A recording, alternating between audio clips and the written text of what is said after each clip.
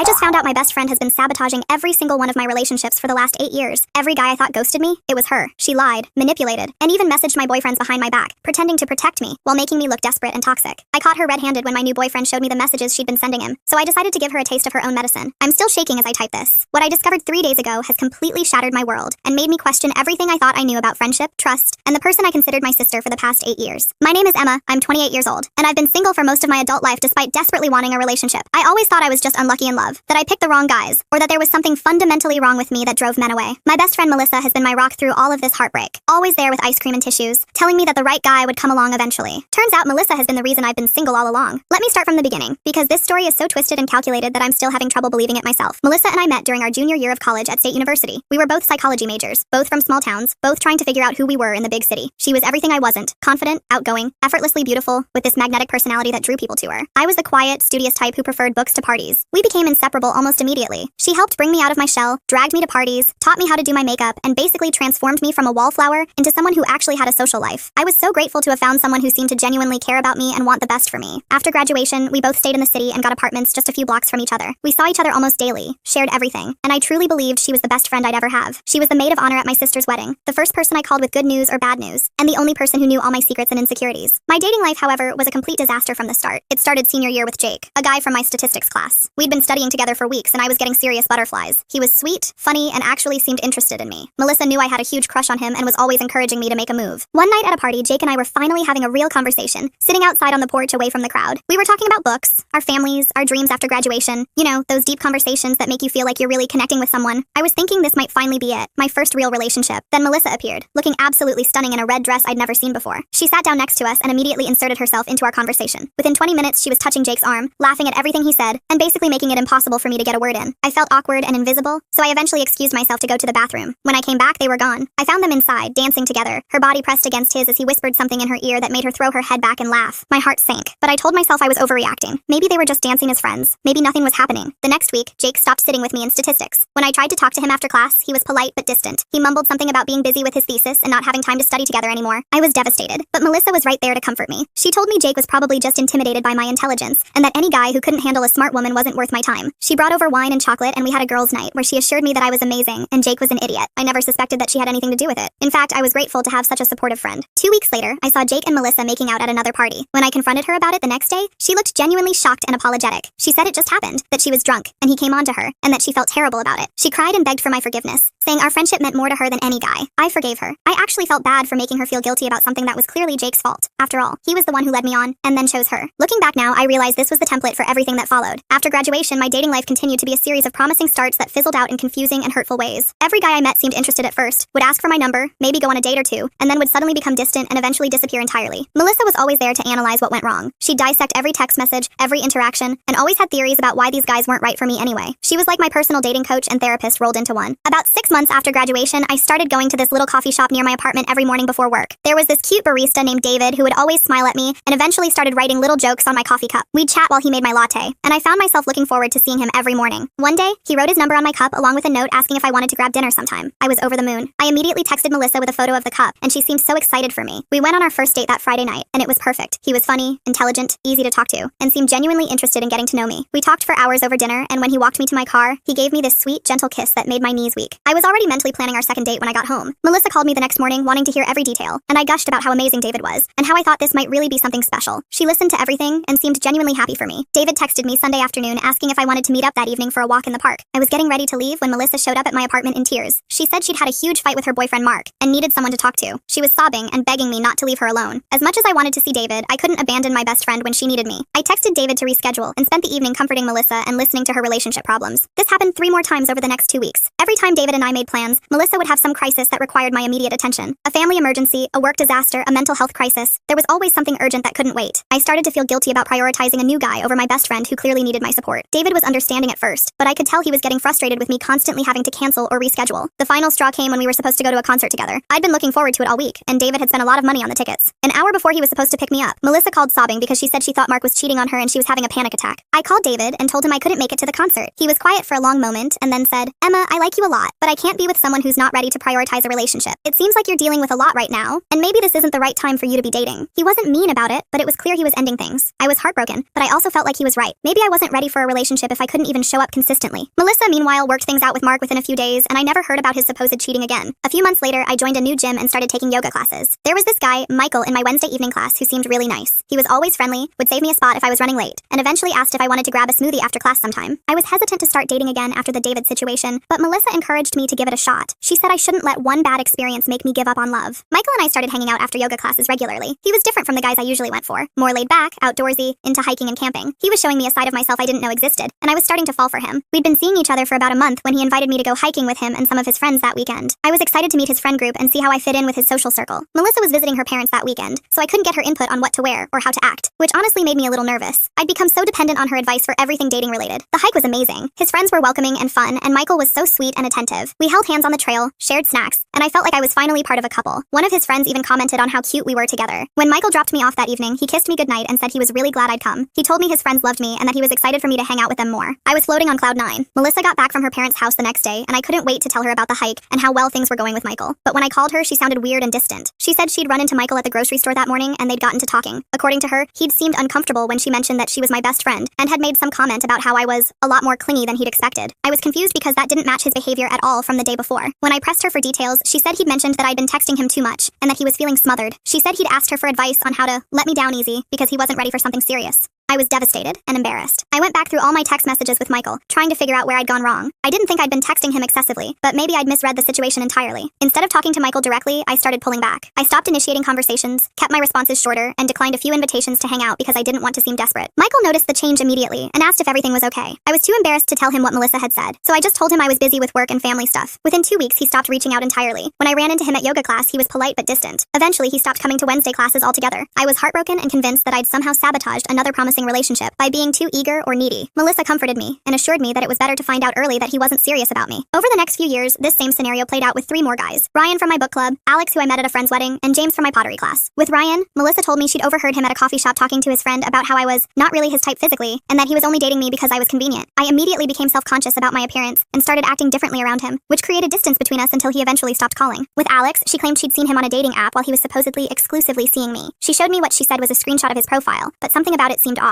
When I confronted Alex about it, he was genuinely confused and showed me that he deleted all his dating apps weeks earlier. But the seed of doubt had been planted, and I found myself constantly questioning his honesty until our relationship deteriorated. With James, Melissa said she'd heard from a mutual acquaintance that he'd been telling people I was desperate and trying too hard to lock him down after we'd only been dating for a month. I was mortified and started acting more aloof and independent, which James interpreted as disinterest. He told me later that he'd felt like I was pushing him away and wasn't sure what he'd done wrong. Each time the relationships ended, and each time Melissa was there to comfort me and help me analyze what went wrong. She was always so supportive and caring, and I was grateful to have someone who understood how frustrating dating could be. I started to believe that I was just bad at relationships, that there was something about me that drove men away. Maybe I was too intense, too needy, too something. Melissa would always assure me that I was amazing and that the right person would appreciate me for who I was, but privately, I started to wonder if I was meant to be alone. 3 months ago, everything changed when I met Tom at my company's annual charity fundraiser. He worked for one of our partner organizations, and we were introduced by my boss who thought we'd have a lot in common professionally. Tom was different from the other guys I'd dated. He was confident without being arrogant, successful but down to earth, and had this way of making me feel like the most interesting person in the room when we talked. We spent the entire evening together at the fundraiser, talking about everything from work to travel to our favorite books. When the event ended, he asked for my number and suggested we continue our conversation over dinner later that week. I said yes, but I was terrified of repeating the same patterns that had destroyed my previous relationships. I told Melissa about Tom the next day, and she seemed excited for me but also concerned. She reminded me of all my past relationship failures and suggested that maybe I should take things very slowly this time to avoid scaring him off. Our first official date was incredible. Tom picked a restaurant he thought I'd love based on our conversation about my favorite types of food, and he was right. We talked for hours, and there wasn't a single awkward moment. When he walked me to my car, he kissed me goodnight, and it was even better than I'd imagined. For the first time in years, I felt hopeful about my romantic future. Tom and I started seeing each other regularly. He was consistent, reliable, and seemed genuinely interested in building something real with me. He remembered details from our conversations, planned thoughtful dates, and introduced me to his friends and coworkers. After 6 weeks, he asked me to be his girlfriend officially, and I said yes. I was falling hard for this man, and for once, it seemed like my feelings were being reciprocated. Melissa's behavior during this time was different. She'd always been so invested in my dating life before, wanting to hear every detail and offering advice on everything from outfit choices to text message responses. But with Tom, she seemed more distant and less enthusiastic. When I'd gush about how amazing he was, she'd make subtle comments about not wanting to see me get hurt again. She'd remind me that all my relationships had started out well before falling apart, and she'd encourage me to keep my expectations realistic. I tried not to let her negativity affect me, but her words stuck in the back of my mind. Was I repeating the same mistakes? Was I setting myself up for another heartbreak? About 2 months into my relationship with Tom, Melissa started making offhand comments that made me uncomfortable. She'd mentioned that she'd seen him around town in situations that seemed slightly suspicious, like at a restaurant with a woman she didn't recognize, or staying late at his office when he told me he was going home. When I'd ask for more details or suggest that there might be innocent explanations explanations. She'd backtrack and say she was probably mistaken, or that she didn't want to cause problems between us. But she'd plant these seeds of doubt that would grow in my mind. One evening, Tom and I were supposed to have dinner at his place. He'd been planning to cook for me all week, and I was looking forward to a quiet, romantic evening together. About an hour before I was supposed to go over there, Melissa called me in tears. She said she'd been driving past Tom's apartment building and had seen him outside talking to a beautiful blonde woman. According to her, they were standing very close together, and the woman had her hand on his arm. She said it looked intimate, and that she was worried he might be cheating on me. My heart dropped into my stomach. I trusted Tom, but Melissa had no reason to lie to me, right? She was my best friend and only wanted to protect me. I called Tom and told him I wasn't feeling well and needed to cancel our dinner plans. He was concerned and offered to come over with soup or medicine, but I told him I just needed to rest. I spent the evening with Melissa instead, analyzing what she'd seen and trying to figure out if there was an innocent explanation. The next day, Tom mentioned that his sister had been in town unexpectedly the night before and had stopped by his apartment to catch up. He said he was disappointed that I'd been sick because he'd really wanted me to meet her. I felt terrible. His sister was the blonde woman Melissa had seen, and I'd missed the opportunity to meet her because I'd let my insecurities get the better of me. I made up an excuse about food poisoning and promised to meet his sister the next time she was in town. This happened several more times over the next few weeks. Melissa would see Tom in situations that seemed questionable. I'd panic and create distance, and then I'd later discover that there was a perfectly innocent explanation for whatever she'd witnessed. I started to wonder if Melissa's judgment was clouded by her concern for me, or if she was seeing threats that weren't actually there. But I didn't want to hurt her feelings by suggesting that she might be wrong, especially when she was clearly just trying to look out for me. Everything came crashing down 3 days ago in the most unexpected way. Tom and I had been dating for almost 3 months, and things were getting serious. We'd started talking about taking a weekend trip together, and he'd even hinted that he wanted me to meet his parents soon. I was happier than I'd been in years. That Tuesday afternoon, I was at work when I got a text from Tom asking if we could talk that evening. Something about the tone seemed serious, and I immediately started panicking that he was going to break up with me. I called Melissa during my lunch break, and she was surprisingly calm about the situation. She said that maybe Tom was ready to take the next step in our relationship and wanted to have a serious conversation about our future. For once, she was being optimistic and encouraging, but I had this nagging feeling that something was wrong. Tom had seemed distant for the past few days, and I couldn't shake the worry that I'd done something to push him away. I decided to surprise him by bringing dinner to his apartment before he had a chance to start whatever serious conversation he wanted to have. I thought that if I showed up with his favorite takeout and we had a nice evening together, maybe I could prevent whatever bad news he might be planning to deliver. I used the spare key he'd given me the week before and let myself into his apartment around 6 p.m. I was arranging the food in his kitchen when I heard voices coming from his bedroom. Tom was on a phone call, and I could hear him talking to someone. I wasn't trying to eavesdrop, but his voice was carrying, and I couldn't help but overhear parts of the conversation. What I heard made my blood run cold. "I don't know, Melissa, this is getting really weird," Tom was saying. "I care about Emma a lot, but the things you're telling me about her are making me question everything." My heart stopped. Tom was talking to Melissa? When had they even met? Why was he calling her? I crept closer to the bedroom door, my hands shaking as I tried to make sense of what I was hearing. "I believe you that you're just looking out for her," Tom continued, "but some of the stuff you're saying doesn't match the person I've gotten to know. Are you sure she said those things about my sister? Because that doesn't sound like Emma at all." I could hear Melissa's voice through the phone, but couldn't make out her exact words. Whatever she was saying, Tom didn't sound convinced. "Look, I was planning to talk to her tonight about some of this stuff, but I think I should just ask her directly instead of going through you. If she's really as possessive and manipulative as you're claiming, I'd rather see it for myself than take someone else's word for it." Possessive and manipulative? What had Melissa been telling him about me? I heard Tom moving around in the bedroom, and I quickly rushed back to the kitchen, trying to look busy with the takeout containers.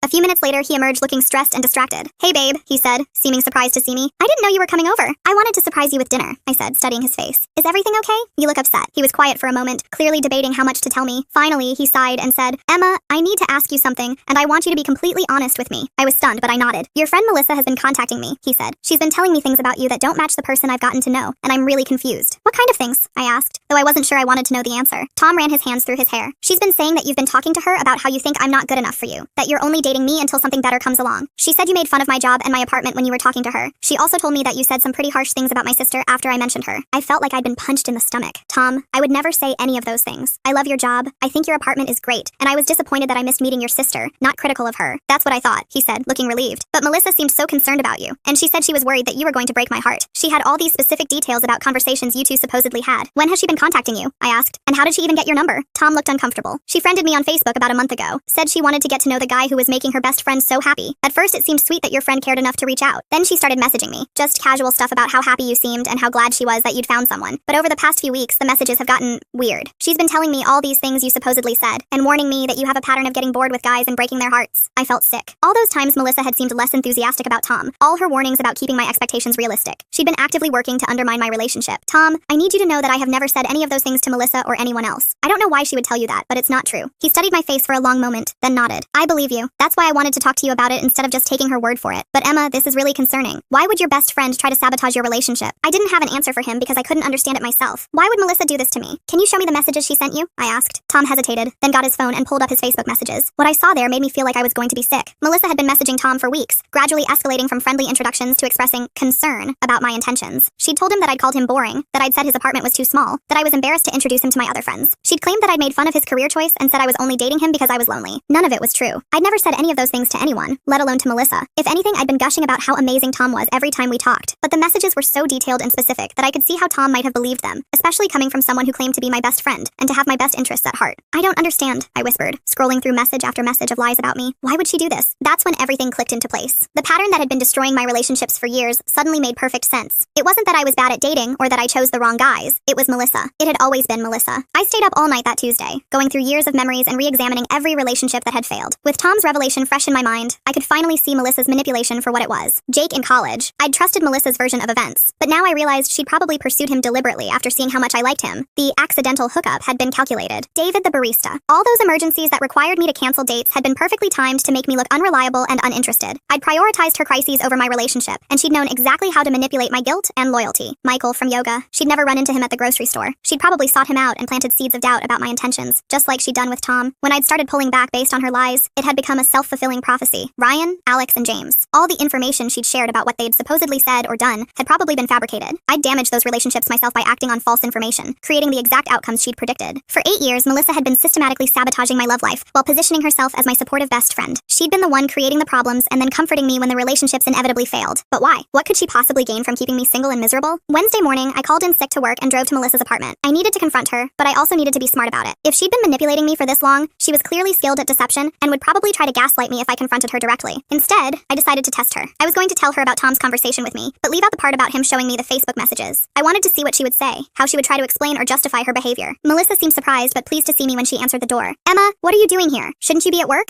I needed to talk to you, I said. Something happened with Tom yesterday. Her eyes lit up with interest, and I could see her trying to hide her excitement. Oh no, what happened? Did you guys have a fight? Not exactly, I said, watching her face carefully. He told me that you've been messaging him on Facebook. For just a split second, I saw panic flicker across her features before she composed herself. Oh, that, she said, waving her hand dismissively. I just wanted to get to know him better since you're so serious about him. I hope that's okay. He said you've been telling him things about me, I continued. Things that aren't true. Melissa's expression shifted to one of concern and confusion. What do you mean? I've only told him good things about you. Tom said you told him that I called him boring and that I'm embarrassed to introduce him to my friends. She looked shocked. Emma, I would never say anything like that. Are you sure he understood what I was saying? Maybe there was some kind of miscommunication. Even now, faced with being caught in her lies, she was trying to manipulate the situation. She was suggesting that Tom had misunderstood her, rather than admitting to what she'd done. Melissa, he showed me the messages, I said quietly. The color drained from her face, and for a moment she looked like a deer caught in headlights. Then, her expression hardened into something I'd never seen before. Cold, calculating, and almost cruel. So what if I did? She said, her voice completely different from the sweet, caring tone she usually used with me. Someone needs to protect you from making another mistake. Protect me? I couldn't believe what I was hearing. You've been lying to him about me. I've been saving you from another heartbreak, she snapped. Do you really think Tom is going to stick around? You're not exactly known for your successful relationships, Emma. I was doing you a favor by ending it before he could hurt you. The only reason my relationships don't work out is because you sabotage them, I yelled, all the pieces finally falling into place. You've been doing this for years, haven't you? Every guy I've dated, every relationship that's failed, you've been behind all of it. Melissa laughed and the sound was bitter and cold. You're being paranoid. Not everything is about you, Emma, but I could see the truth in her eyes. She wasn't even trying to deny it anymore. Why? I whispered. Why would you do this to me? I thought you were my best friend. Because you're pathetic, she said, and her words hit me like a physical blow. You're needy and desperate, and you throw yourself at any guy who shows you the slightest bit of attention. Do you know how exhausting it is being your friend? Always having to comfort you when another relationship fails? Always having to listen to you whine about being alone? I stared at her, unable to process what I was hearing. This person standing in front of me saying these horrible things was supposed to be my best friend. If you hate me so much, why have you stayed friends with me for 8 years? I asked. She shrugged. Because you make me feel good about myself. You're so desperate for love and approval that you make me look like a catch by comparison. And honestly, it's been kind of fun watching you fail over and over again while thinking you're just unlucky. The cruelty in her voice was like nothing I'd ever heard before. This wasn't the Melissa I thought I knew. This was someone who had been enjoying my pain, who had been deliberately causing it for years. You're sick, I said, backing toward the door. You're a sick, twisted person and I never want to see you again. Fine by me, she called after me as I left. But don't come crying to me when Tom dumps you like all the others did. You'll be alone again within a month, and you'll have no one to blame but yourself. I drove home shaking, barely able to see through my tears. 8 years of friendship, 8 years of trust, and it had all been a lie. Melissa had never been my friend. She'd been my enemy, disguised as someone who cared about me. I called Tom as soon as I got home and told him everything. He was horrified by what Melissa had said to me, and incredibly apologetic for believing any of her lies, even temporarily. I should have trusted you from the beginning, he said. I'm so sorry that I let her get in my head at all. It's not your fault, I told him. She's been perfecting this manipulation for years. She knew exactly how to seem believable. Tom came over that evening, and we spent hours talking about everything Melissa had done and how it had affected my previous relationships. He helped me see that none of those failed relationships had been my fault. They'd all been casualties of Melissa's systematic sabotage.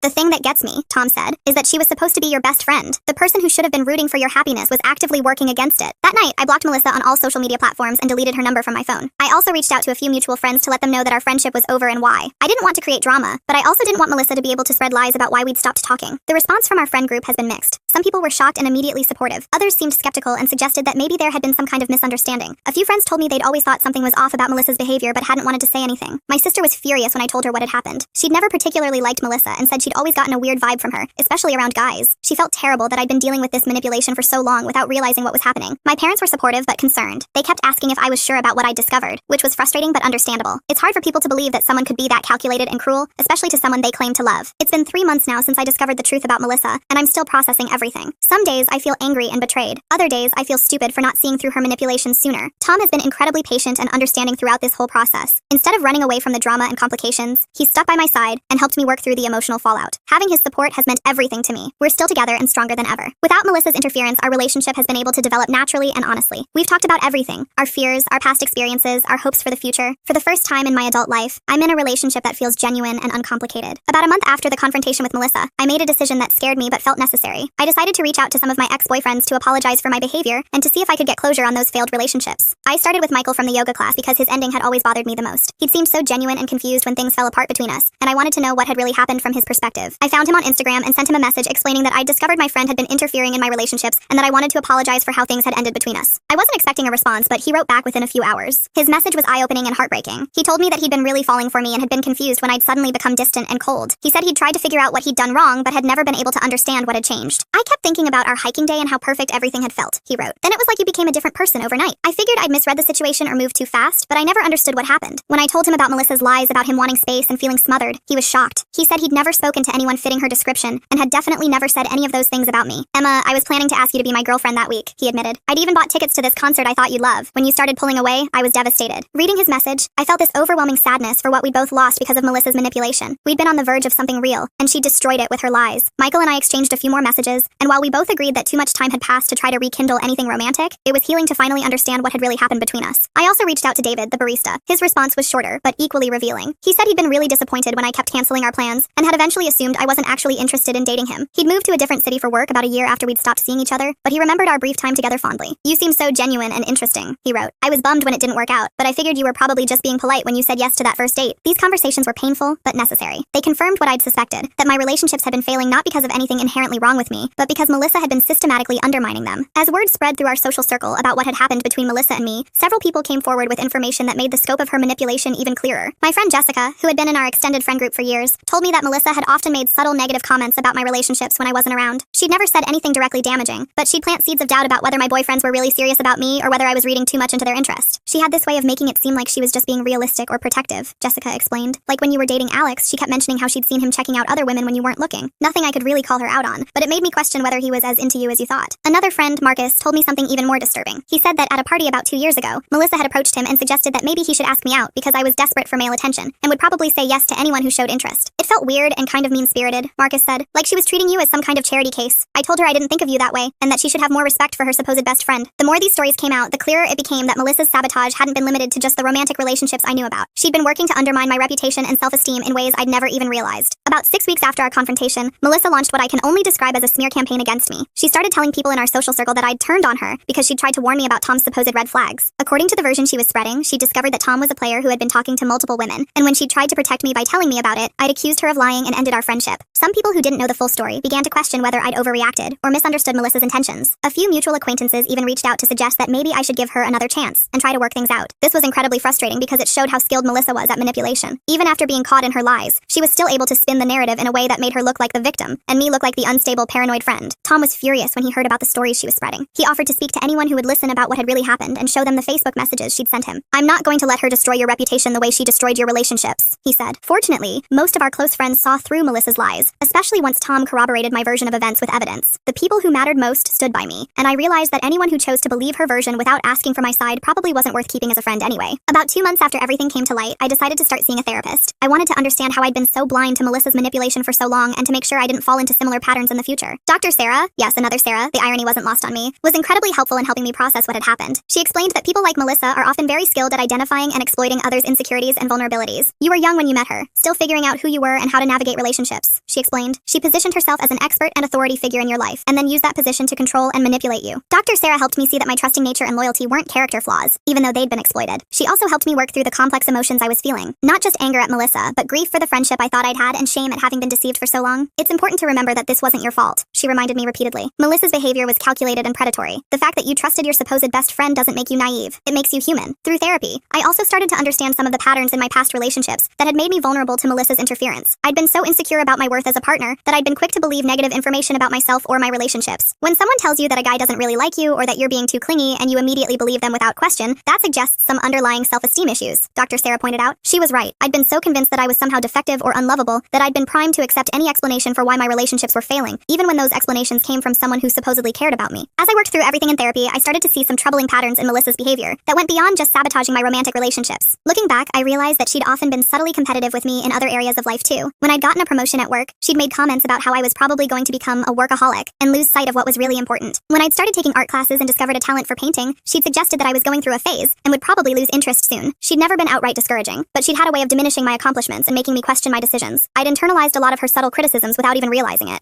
Dr. Sarah called this covert narcissism, a pattern of behavior where someone maintains a caring, helpful exterior while actually working to undermine and control the people around them. People like this often target individuals who are kind, trusting, and somewhat insecure, she explained. They present themselves as indispensable friends or advisors while actually working to keep their victims dependent and isolated. This description fit Melissa perfectly. She'd made herself seem essential to my life while actually working to ensure that I didn't have other sources of support or validation. It's been 8 months now since I discovered the truth about Melissa, and my life has changed dramatically. My relationship with Tom continues to grow stronger every day. Without the constant undercurrent of anxiety and self-doubt that Melissa had been fostering, I've been able to relax and be myself in the relationship. Tom and I have talked about moving in together, and for the first time in my life, I'm not second-guessing whether I'm moving too fast or reading too much into his interest. I trust his words and actions because I no longer have someone whispering poison in my ear about his supposed hidden motives. I've also been working on rebuilding my self-confidence and learning to trust my own judgment. It's been harder than I expected. After years of having Melissa as my primary advisor on everything from career decisions to outfit choices, I've had to relearn how to make decisions independently. But it's also been liberating. I've discovered that I actually have pretty good instincts when I trust them. I've made some new friends through Tom's social circle and my art classes, and I've been more selective about the people I let into my inner circle. I've also reconnected with some old friends that I drifted away from during my years with Melissa. Several of them admitted that they'd never liked her and had felt uncomfortable around her, but hadn't wanted to interfere in my friendship. She always seemed to be watching and judging everything, my college friend Amy told me, like she was taking notes on everyone's weaknesses. It made me not want to be around her, which meant I ended up seeing less of you too. This was another painful realization, that Melissa's presence in my life had actually isolated me from other potential friends and support systems. She'd been my primary social connection for so long that I'd let other relationships fade. About 4 months ago, Tom suggested that we should consider reporting Melissa's behavior to the police. He was concerned that what she'd done might constitute harassment or fraud, and he wanted to make sure she couldn't do the same thing to other people. I consulted with a lawyer who specialized in harassment cases, but unfortunately, there wasn't much legal recourse available. Melissa hadn't threatened me physically, hadn't stolen money or property, and most of her manipulation had been psychological rather than criminal. What she did was morally reprehensible and emotionally damaging, the lawyer explained, but it's not technically illegal to lie to someone about their relationships or to manipulate them psychologically. The lawyer did suggest that if Melissa had cost me money through the dates I'd missed or relationships that might have led to financial stability, there might be grounds for a civil suit, but the damages would be difficult to prove and probably not worth the cost and emotional toll of litigation. In the end, I decided that the best revenge was living well and moving on with my life. I didn't want to give Melissa any more of my time or energy, even in the context of legal proceedings. This experience has taught me some hard but valuable lessons about friendship, trust, and self-worth. First, I've learned to trust my own instincts more, and to be wary of people who seem to have an opinion about every aspect of my life. A real friend supports your happiness and celebrates your successes, rather than constantly finding reasons to worry or criticize. Second, I've realized the importance of maintaining multiple sources of support and advice. Having Melissa as my primary confidant and advisor made me vulnerable to her manipulation. Now I have several close friends and family members I can turn to for different perspectives. Third, I've learned that someone's behavior toward others is often a better indicator of their character than how they treat you personally. Melissa had always been sweet and supportive to me directly, but looking back, I can see that she was often subtly critical or dismissive of other people in our social circle. Most importantly,